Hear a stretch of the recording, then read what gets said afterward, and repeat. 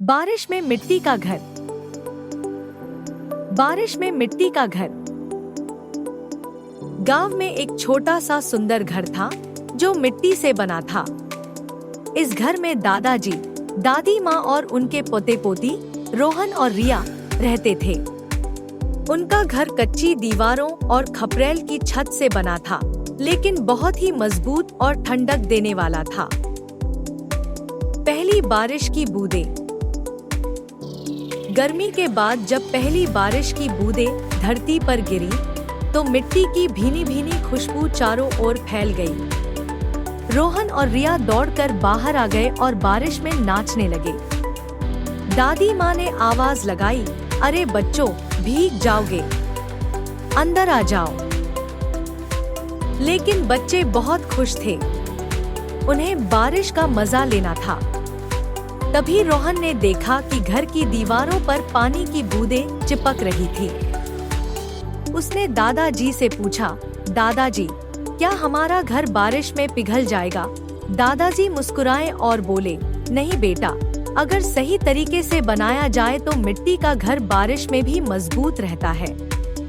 आओ, मैं तुम्हें बताता हूँ कि यह घर कैसे बना है।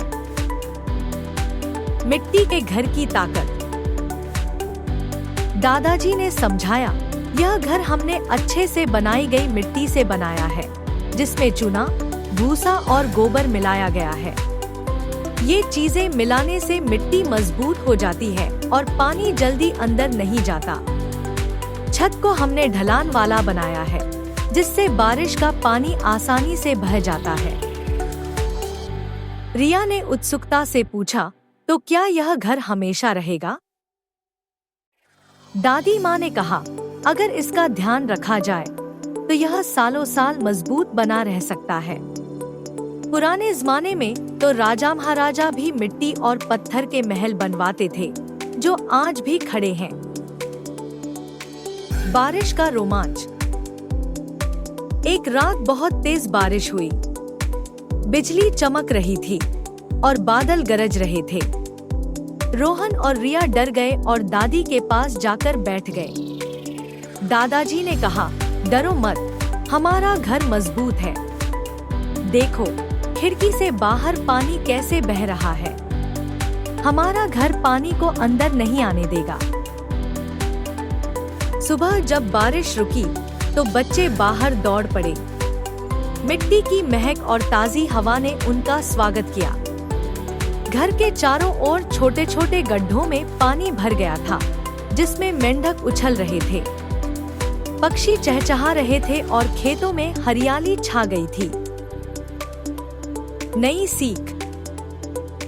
उस दिन बच्चों को समझ आया कि मिट्टी का घर प्रकृति से जुड़ा होता है। यह गर्मियों में ठंडा और सर्दियों में गर्म रहता है। साथ ही यह पर्यावरण के अनुकूल भी होता है। दादाजी ने हंसते हुए कहा, अब तो तुम समझ गए कि मिट्टी का घर बारिश में भी सुरक्षित रहता है। रोहन और रिया ने खुशी से सिर हिलाया और ठान लिया कि बड़े होकर वे भी प्रकृति से जुड़कर ही अपने घर बनाएंगे।